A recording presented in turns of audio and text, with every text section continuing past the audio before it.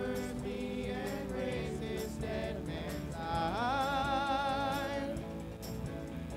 It's all because of Jesus. It's all because of Jesus. It's all because of Jesus. I'm alive. You may be seated. Welcome everyone here this morning. Grateful to have each and every one of you here, and this morning's service. Hope everyone here had a happy Thanksgiving, and grateful to have you here this morning. There are many announcements in the bulletin. I just want to highlight two or three this morning. Men's Bible study starts this Wednesday night. It's still time to join. Sign up out at the foyer, at the welcome table. $10 for a book. And it starts this Wednesday night. We'll meet down at the Pink Elephant. That number, just sign up out at the foyer, and we'd love to have you. There are two Christmas dinners mentioned in the bulletin, and one of them, the deadline for signing up is today. The Loft Christmas dinner, which is coming up on Saturday, December 3rd. There is a table out in the foyer, and you can sign up for that today. Please do that. They need a number for the caterer, so please go and do that right here today. Also on December 11th, there is a Christmas dinner for those older than the Loft group, and if you wonder if you are, you probably are. Okay, so love to have you. Sign up with me, Pete Roskin, Debbie Hepworth. That is coming up on Sunday, December 11th, and that note is in the bulletin. A little bit later, we're going to dismiss Children for Children's Church. We've got a special Children's Church announcement. Our numbers have grown so much that starting next week, we would like to make Children's Church 4 through 6 years old.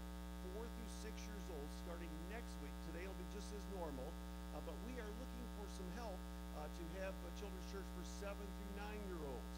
And if you might be interested in that, there's a sign up out at the out in the foyer also. So starting next week, 4 through 6, I think we can do a more effective job with that age group. Pastor Mark's going to come at this time.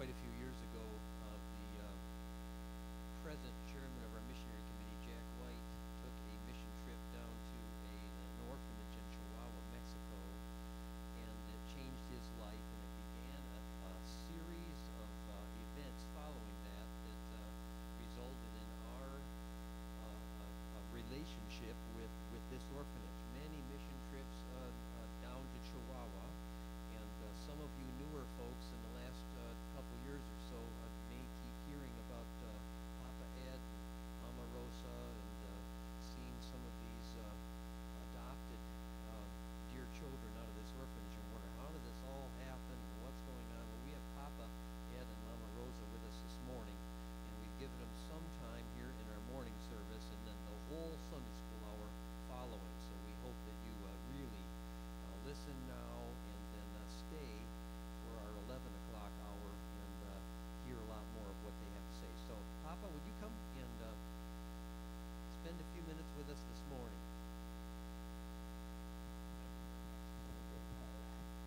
Listen, I just want to tell you something. I'm so filled with joy and thanks for the Heart Church and for the love that you have shown to the orphan children of Mexico. I'm really thankful. And I just want to take a few brief minutes just to talk a little bit and get you a little bit excited. And I hope you do come to Sunday school. And I just want to give a little bit of about 8 minutes. And my talk, quote unquote, is kind of entitled, okay, Small Decisions, Big Consequences. Hello, Linda. I love it. You're part of this. Small decisions, big consequences. It could also be entitled the billiard ball effect, okay? So for any of you that aren't too crazy about pool, I don't really play too much pool or billiards myself, but I'm talking about the effect of one ball hits another and hits another and hits another. And the Lord does that with people. Let me be very quickly, okay? There were many decisions that seemed seemingly small in my life. So be careful. Always ask the Lord to guide you. The Lord is my shepherd and guide you. A lot of small decisions that had great consequences. And I'm going to be very quick about this. At the age of 25, okay, I decided to go to San Diego, California to check it out, okay? People ask me, Brother Ed, did you go to San Diego to get into the ministry? And I say, no, I went to San Diego to get out of the ministry. We're really sure. Jonah had his boat to Tarshish, and I had my Ford Maverick car to go to San Diego to check it out. Okay, just check it out. Little knowing that the Lord had a love trap there. Very briefly, during that time in my life, that 2 months before I gave my life to Christ, if you would have asked me at that time, Brother Ed, well, I wasn't brother back then. Ed, what is the percentage of born-again Christians in San Diego, California? My answer at that time would have been about 99.99%, because everybody I ran into in San Diego at that time was a Christian. I knew the Lord was after me. I surrendered my life to Christ in San Diego, California. Now, my buddy and I had considered Los Angeles, had considered Chicago, I considered a lot of places. Now, my question to you is, why San Diego? Okay, anybody want to try to take a guess? Why San Diego? Why not Phoenix, Arizona? Why? The Lord had shut the door on other towns and cities. Why San Diego? I'm convinced it was because it was so close to Tijuana. So, first seemingly small decision. Everybody said, check it out. Right? Bobby went to check it out in San Diego. First seemingly small decision that changed my life was going to San Diego, where I accepted Christ. Okay? Next seemingly small decision. While I was serving the Lord in San Diego, and I got to know some young people in the congregation where I was assistant pastor, and they were going to Mexico, to Tijuana. One of the girls named Diana was serving the Lord.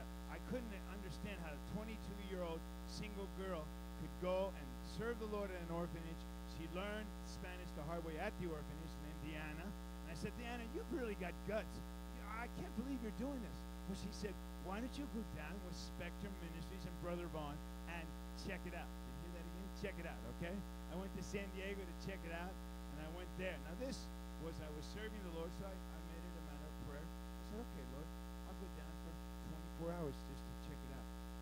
Very briefly, just wanted to say that the children of Tijuana, Mexico, in the garbage dump totally stole my heart. Totally shocked. Totally shocked. At the age of 31, I started talking about becoming a missionary. You might say, Pastor Ed, Brother Ed, are you a missionary kid and stuff like that? Did you just go down to the altar and pray and stuff like that? I have to be honest with you. Since I accepted Christ at 25, I always had a burden for souls. But I never in my wildest dreams thought of becoming a foreign missionary to the age of 31 when I went to check it out. All right? How many of you are going to go down with the missions team in December? How many? Look out, watch out, okay? Here we go. Some of you are going down to check it out. And look out, God has plans for you. So a small decision had great consequences. I started saying, Lord, I want to spend the rest of my life as a missionary. Do you think you could give me a wife? And I said, Lord, I'll just climb the highest mountain. I'll swim the deepest ocean. She must be like in Afghanistan or Africa somewhere. Where is this paragon of virtue? And I really started to pray for a wife. And very soon after that, a friend of mine said, Brother Ed, you know, I have two friends of mine, two Christian brothers, that live in this apartment complex closer to the Mexico border. Why don't you go down and check it out? And I just prayed, Lord, lead me. And I made what I thought was a seemingly small decision to change my location to this apartment complex. And guess who was living 20 yards away with two other girls in the same apartment complex?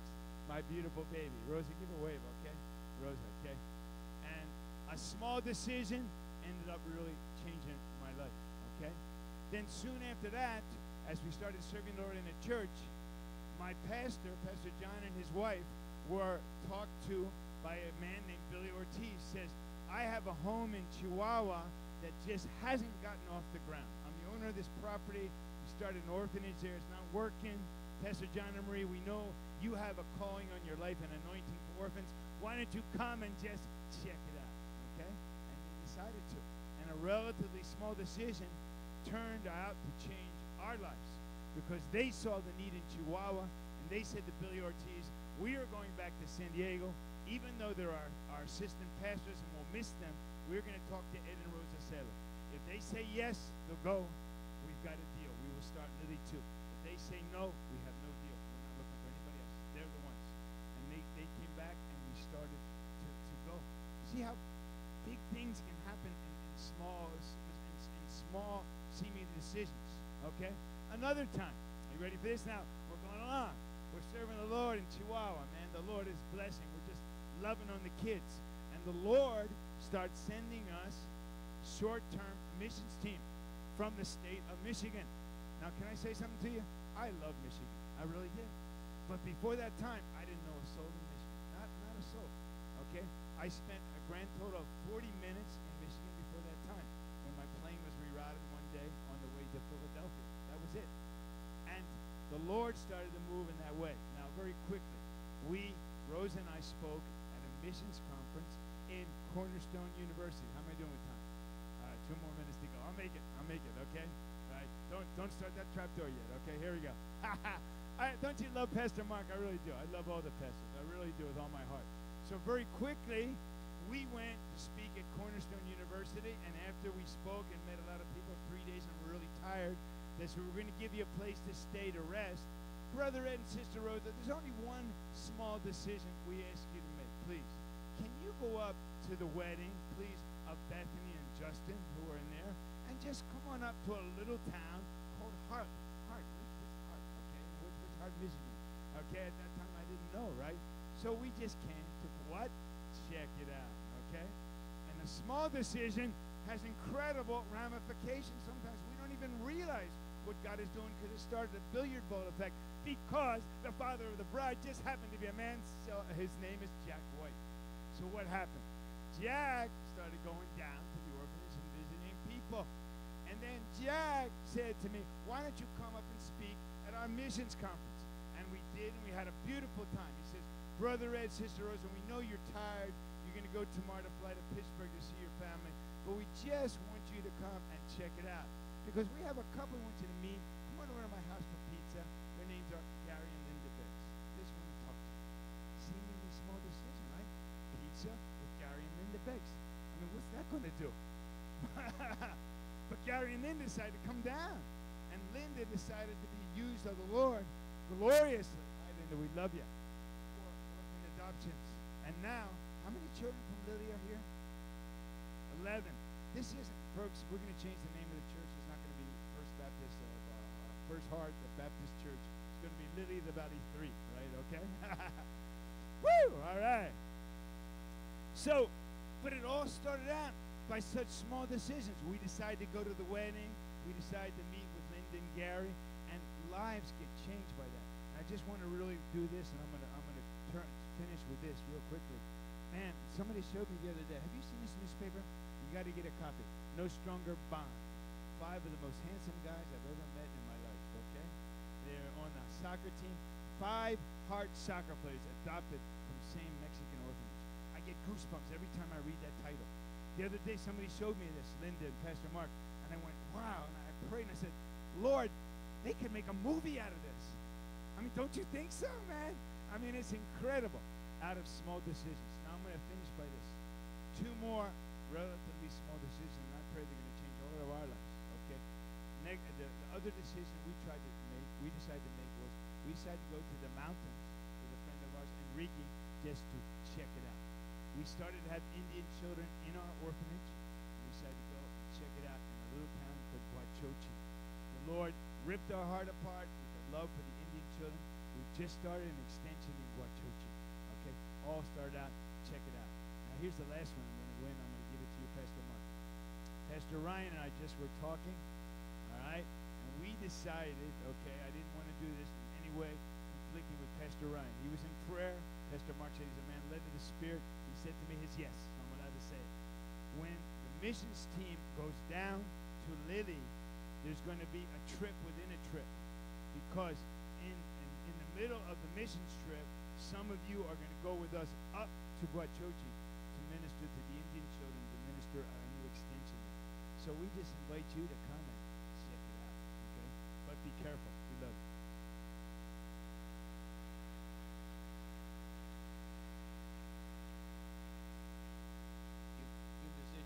Musicians and singers, come on up. Just as they come, if you've ever been to the Lily of the Valley Orphanage, I'd like to have you stand.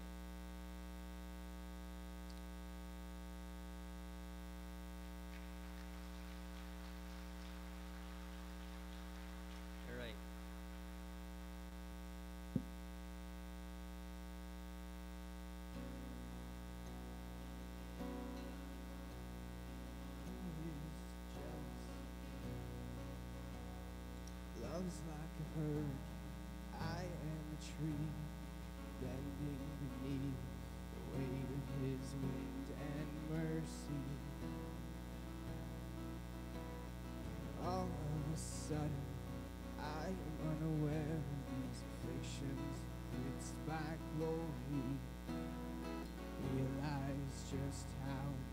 beautiful you are, how great your affections are for me.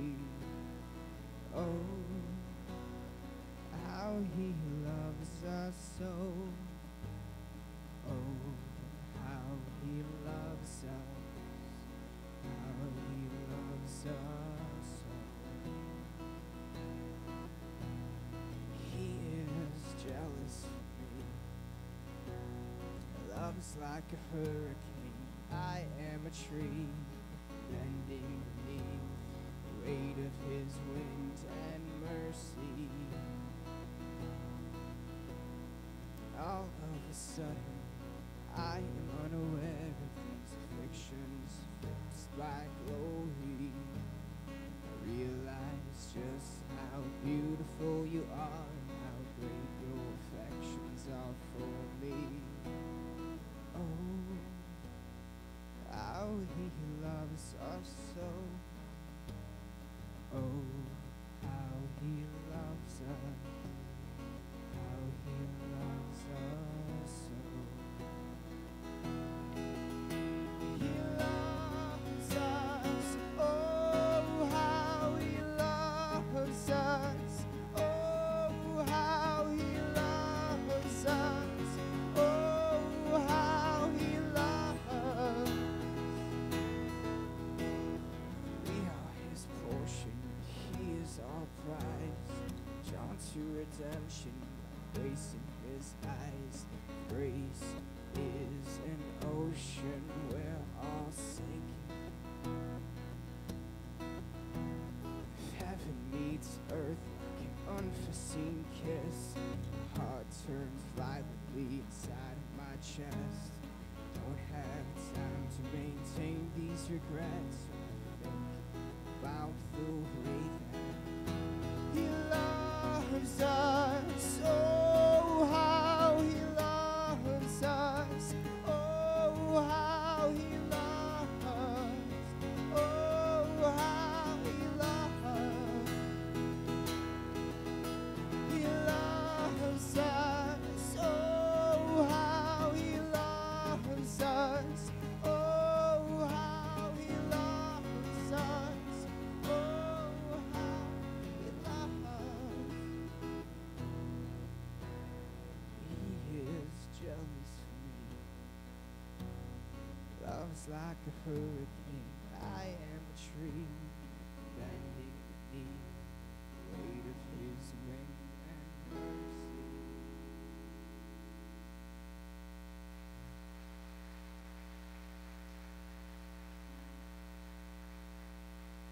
You would stand with us and sing again.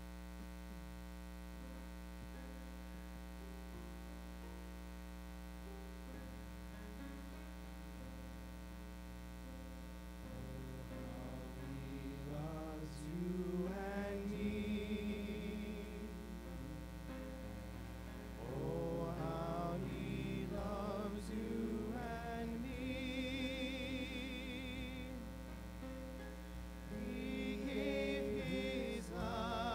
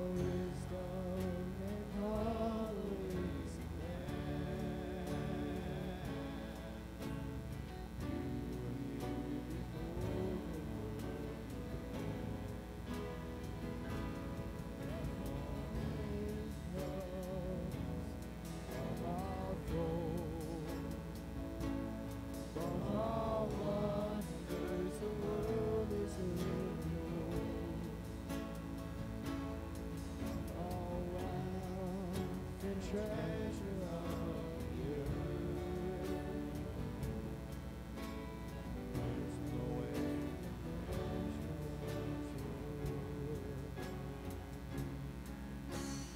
measure crucified, laid behind the stone. You live to die, rejected and alone, like a rose trampled on the ground. You took upon me above all, like a rose trampled on the ground. You took the fall and brought me above all.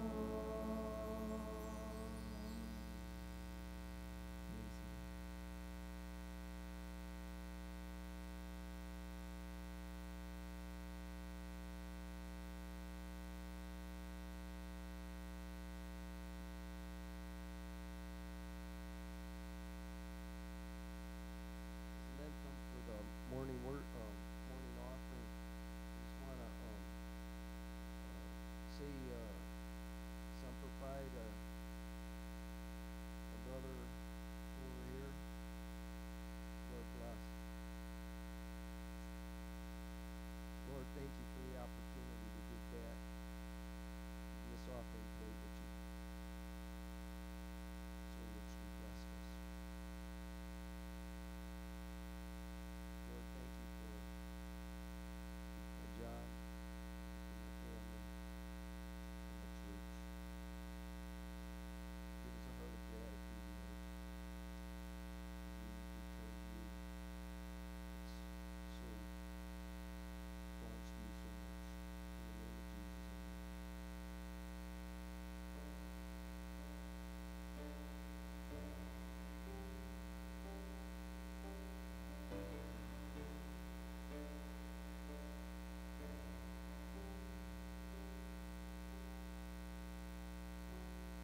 Your tries to make my life a thing of beauty without grace.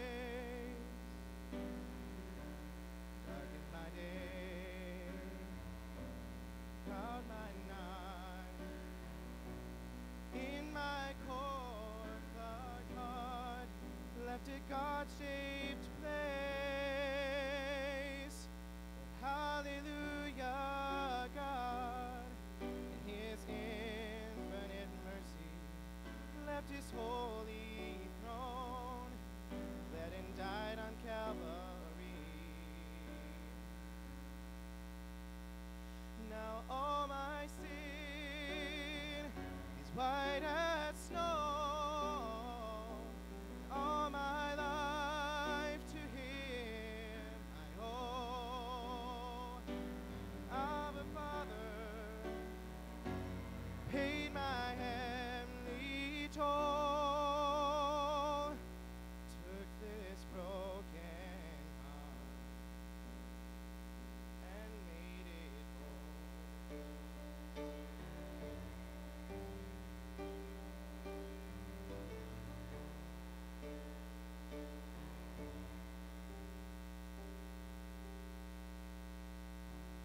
Now I run the heavenly race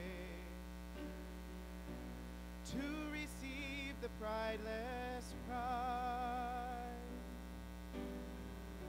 But I run not to win first place, just to be declared righteous in your eyes. Hallelujah, God, in His infinite mercy, left His holy throne, bled and died on Calvary. Now all my sin is white as snow,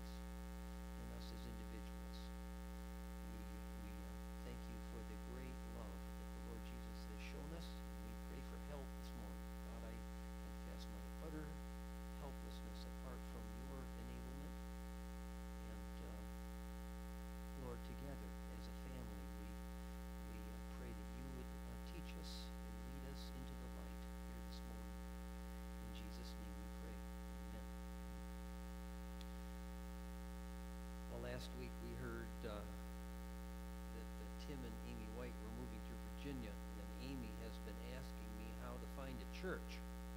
So a bunch of emails back and forth, and so I want to ask a question. What do you need to look for when you're looking for a church? But before we do that, I want to have the White family come up. This likely is the last time that Tim will be here. Amy will be here a few more weeks, and I just wanted to pray for them as they relocate and move their household to Virginia. I think they found a place to live now, but they're still looking for a church, and that God would, through a whole bunch of small decisions, Ed, lead him right where he wants them to be. We are sorry to see you go. God bless you. Would you join with me in praying for these guys? Lord, we thank you for the White family, and Lord, I just still remember 6-7 years ago or so when Amy started popping up here, both of them on occasion, and we can just see over the years how you've led them and built a passion for you into their lives. Their children have grown so much. Lord, they're about to leave us, physically anyway, and we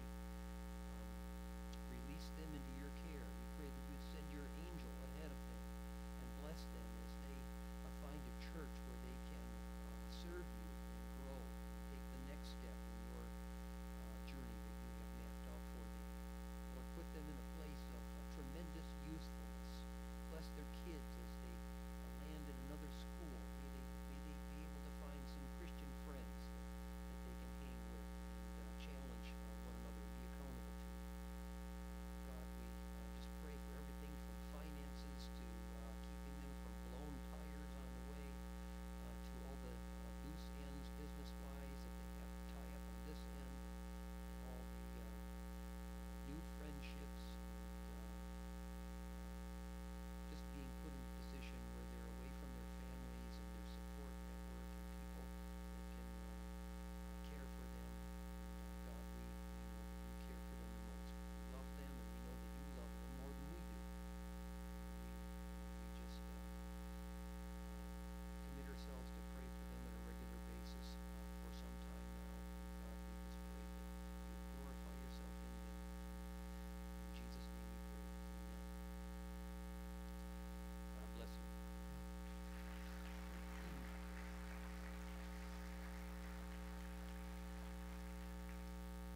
So how can you, Whites, how can you tell if the church you're going to go to is a good church? Wait for Pastor Mark to tell you. No, that's not how we're going to do it. Although I have checked out some websites and so on, so we'll give you some advice or give you a short list to look from anyway. Well, you could get their hands on their annual report and check out the financial situation of the church, or maybe their membership, or how many baptisms they've had. You could get a list of their ministries to see what kinds of things they spend their energy doing. You could come and just sample the quality of their Sunday morning worship. You could listen to their teaching ministries and see if there's good Bible-based, Christ-centered teaching. Some might look around, and I have no hidden agenda here at all, people, but some might look around and gauge the proportion of old people to young people and conclude if the proportions of gray heads is too great, that the church is dying and that you don't want to be part of a dying church, and move on. If you talk to 10 people about this, you'll probably get 11 answers about how to find a healthy church. Some folks will ask, how much is given to missions? Do people come to prayer meeting? Does the church emphasize small groups? And we can go on and on about this. For the next 3 weeks, we are going to talk about one of the most important things that must be true of every church and every family. It is Christian love. Now you notice that the title is Christian Lovers, and I understand the implication of the word lover, and I am just intent on recapturing the meaning of that word.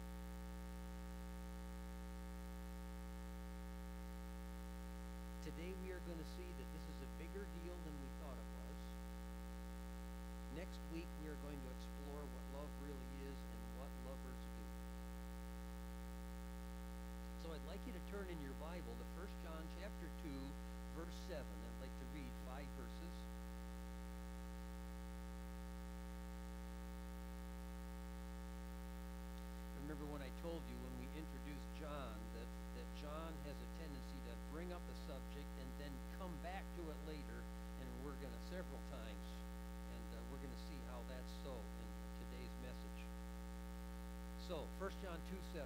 Dear friends, I am not writing you a new command, but an old one, which you have had since the beginning.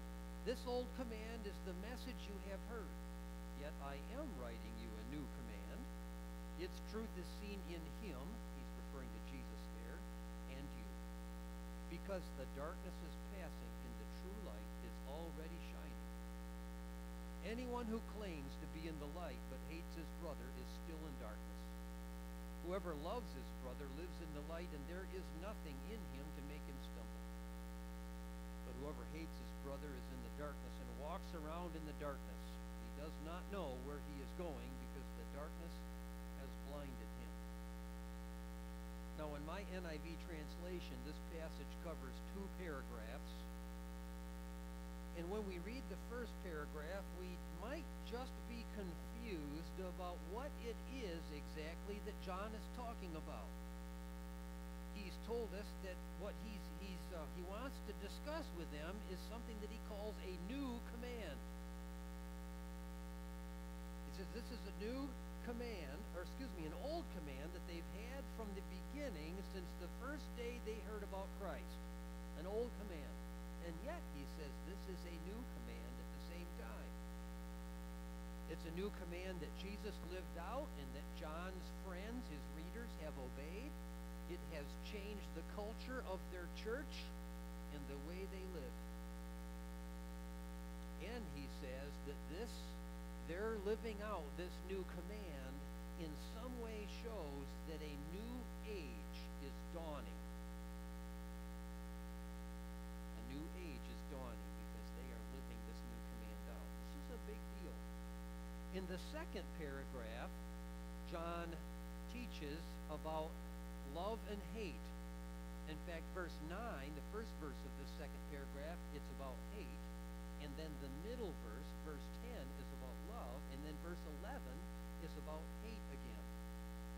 And so as I just read through these 5 verses, to my way of thinking, it is still a little bit unclear exactly what it is that John is talking about. It's like he's sort of beating around the bush and coming at it from a whole different angles, but he doesn't really come out and say what it is. So this is just, step back a minute, this is kind of an example of why we need to do more than just read the Bible. We need to study it some. Reading the Bible can be compared to walking along, say, you're on a walk, and all of a sudden reaching down and picking up a gold nugget and saying, wow, look at that, look what I found. Studying the Bible can be compared to going on the same walk with a shovel over your shoulder, and every once in a while stopping and digging a little bit. And the gold nugget that you found on your walk isn't there just to run across. You got to dig it up. It's covered up a little bit. So when we dig a little bit deeper, we discover that John explains precisely what he means in the next chapter. Now, if I were writing it, I would have put chapter 3 where chapter 2 is, and chapter 2 where chapter 3 is, but I'm not writing it, so we have to just sort of jump ahead and look at verse 11 in chapter 3. And so here's what John says a chapter later. This is the message you heard from the beginning. Oh, that's what he said in verse 7. I'm not writing you a new command, but an old one which you have had since the beginning. Okay, well, what is that command? Well, he says it's we should love one another. Down in verse 14, he says in chapter 3, we know that we have passed from death to life because we love our brothers. Anyone who does not love remains in death.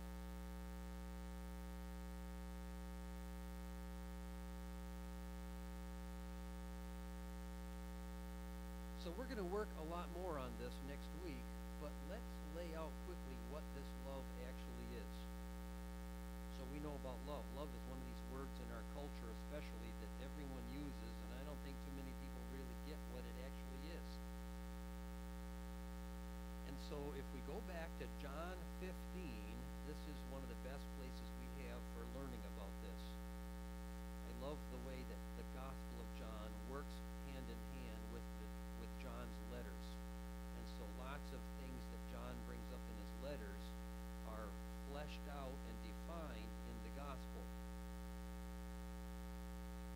over in chapter 15, verses 12 and 13, Jesus says this, My command is this. My command is this. Love each other as I have loved you. Love each other as I have loved you. And then he teaches us a little bit about what love is. He says, greater love has no one than this, that he lay down his life for his friends. Now, what I want us to see this morning is that true love is an action that lays aside its own selfishness and spends itself for the sake of the one who is loved. Our culture does not understand this. True love lays aside its own self-interest and spends itself for the sake of the one that is loved. And not only does love seek the good of the other person, it does so without expecting anything in return.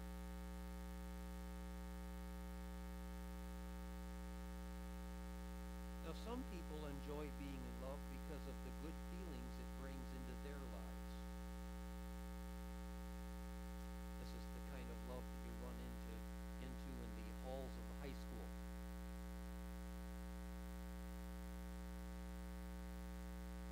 This is the you make me feel so good love that most popular movies portray.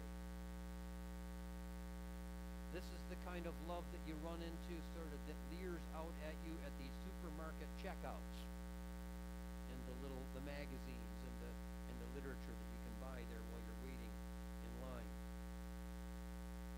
What this kind of love is, that our world thinks is love, is actually selfishness masquerading as love.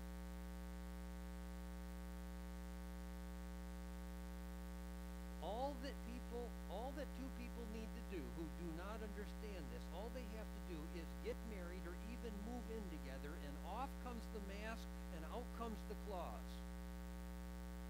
And it may take a little while for the feelings to recede and the newness and the excitement of a new relationship to kind of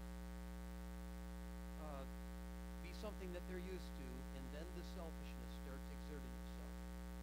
The greatest chapter in the Bible about love is what? What's the chapter? 1 Corinthians 13. It's a chapter that we hear about at weddings. Maybe, Ed, when you came to the wedding here, maybe that chapter was read. It happens a lot. And love is defined in there. And one of the things about love that we learn about in 1 Corinthians 13 is that it is not self-seeking. If it is self-seeking, it is not love.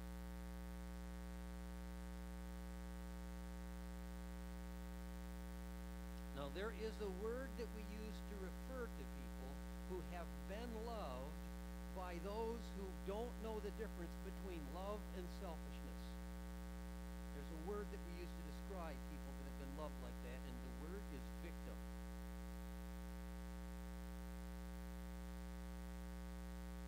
Young people, you who are kind of thinking about a mate,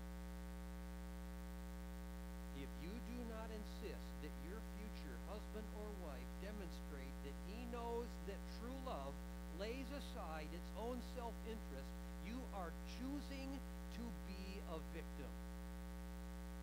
You are choosing to be the fly or the spider. Now, it is demonstrably true that there's probably no one who gets married that really understands what love is. I didn't. I was thinking about maybe showing the slide on my wedding day. You know, I'm walking down the aisle with Dorothy on my arm, and I've got this silly grin on my face after we said I do. And I'm telling you, we're talking about a 20-year-old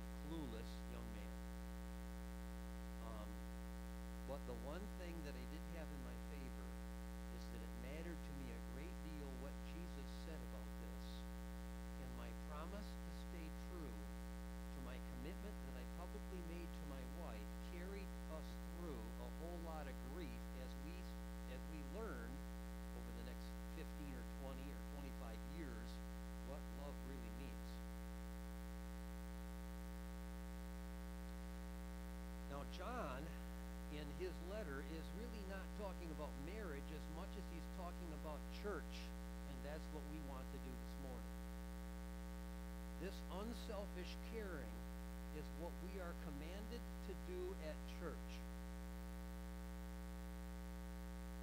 Now you're in John 15. Flip over to John 13 a moment. And look at near the end of the chapter, there's two verses, starting in verse 34. Here again we see this phrase, Jesus referring to this as a new command. So he says in verse 34, John 13, a new command I give you, love one another as I have loved you. So you must love one another.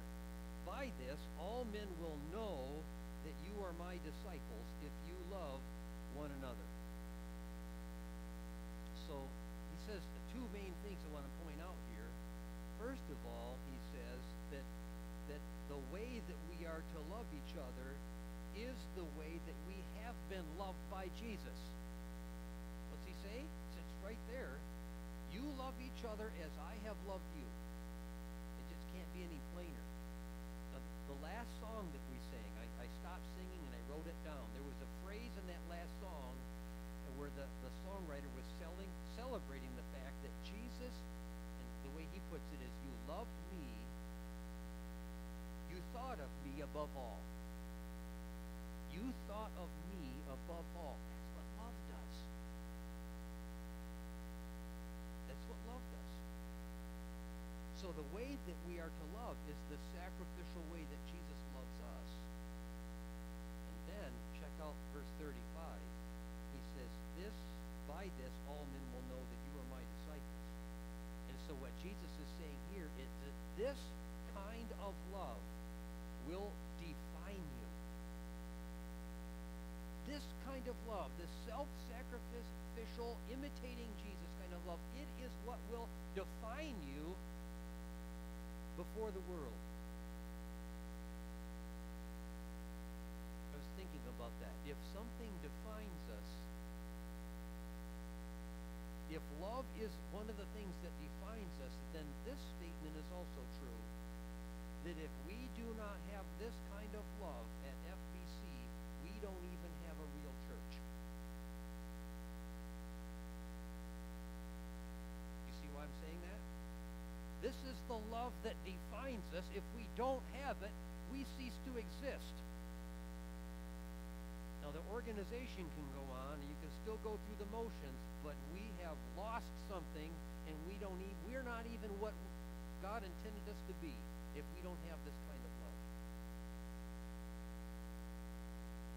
This also means that when someone visits here, and if perchance they leave, and they think or say or whatever, they have this thought run through their mind that, man, those people are really lovers.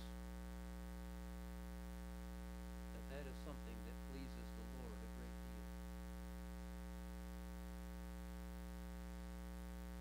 I want us to observe this morning the word that Jesus uses in verse 34 is command. We are commanded to love. And if you think about that, that feels a little bit odd to me. Does it seem odd to you? Commanded to love? I mean, if I were to say to Dorothy, love me, that's a command. I don't know how she would put it, but it would sound something like, Mark, my heart cannot respond to that. We haven't had that conversation, by the way, but my heart, we're used to the idea that love is a heart thing. It's rooted in our feelings. But when Jesus says, I command you to love, he sort of puts it on a different footing. Do you feel that going on? What it turns out to be is that Jesus commands us to unselfishly care for others, expecting nothing in return, and our feelings have nothing to do with it. Our feelings have nothing to do with it. This turns out to be a job for a strong will. You see why I say that? This is a job for a strong will. I think it's fascinating that Papa Ed and Mama Rosa are here this morning, because I think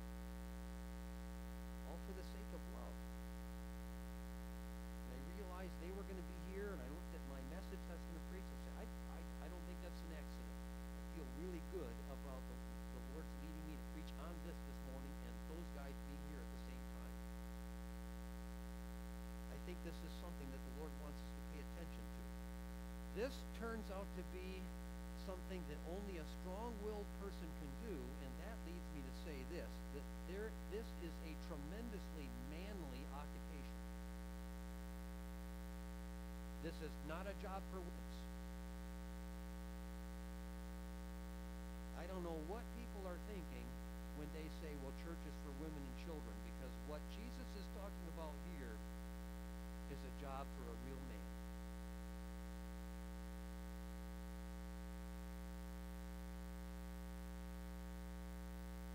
So who do we love? Well, we love in our family. I think our families, and I'd like to have an opportunity in our Sunday school class on raising kids to spend a week on this. Our family is where we learn this. At home, mom and dad. We're to do it at church. That's what Jesus is talking about here. It is what defines us, Jesus says. We're to love our neighbors. Jesus makes it abundantly clear. In fact, in Luke chapter 10, I read through this again this week. And in Luke 10, Jesus and a teacher are discussing God's command to love your neighbor, which is something that the Old Testament teaches that. And before he's done, Jesus ends up telling a parable about a Samaritan, the Good Samaritan. You've probably heard of him. And as we watch the Good Samaritan love, is what he's doing, as we watch this Samaritan love, we glean from this that we aren't really expected to love everybody. That's kind of a discouraging prospect. You have to love everybody. I mean, I just can't get my arms around that. I can't do it. It's too big a job. What Jesus is saying, just the ones that God brings into your life.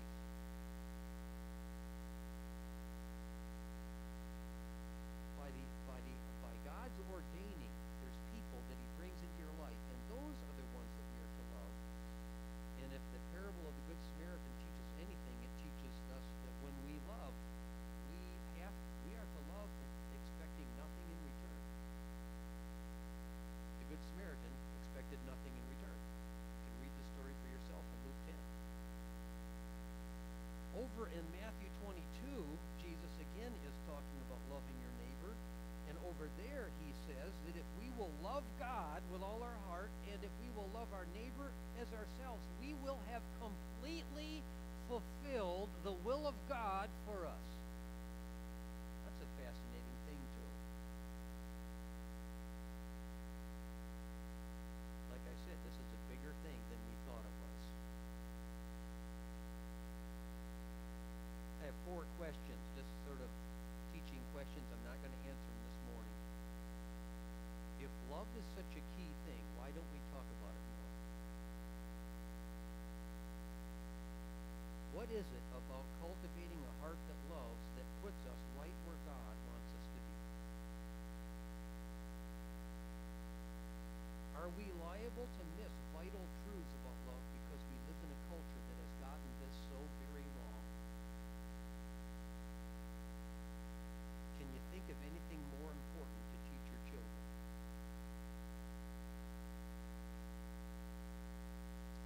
And the 4th category of people that we're expected to love is our enemy. That's a daunting thing all by itself. Can I have the next slide, please? So what does this mean? What does this mean? Whole thing. What does it mean? Well, first of all, it means this is so important we're going to spend some more time on it.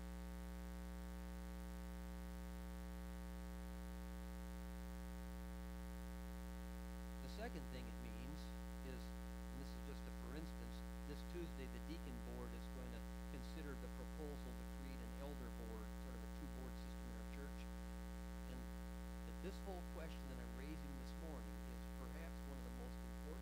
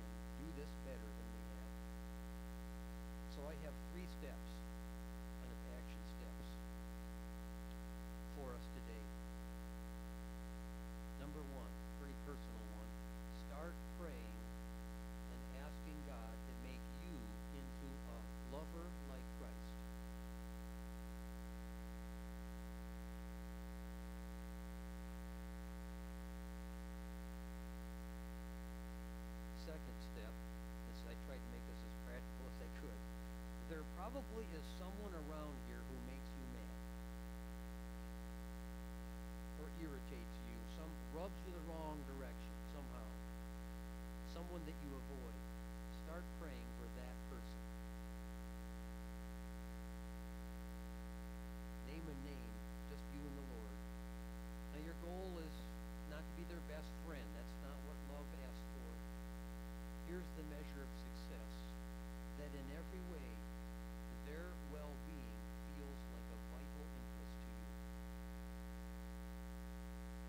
And pray for that person. And just a little bit longer on this. If you raise your hand if you've been here 10 years or longer. Just okay, good, thank you. I'll let you put your hands back down. My experience tells me that you are the ones who carry the most grudges.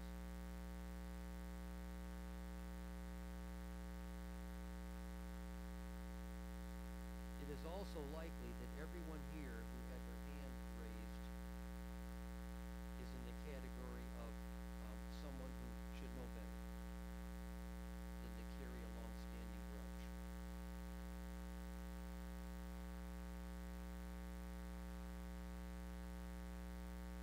Number 3, we are all part of some smaller circles of influence. Could be your family, maybe a loft group. By the way, loft groups are like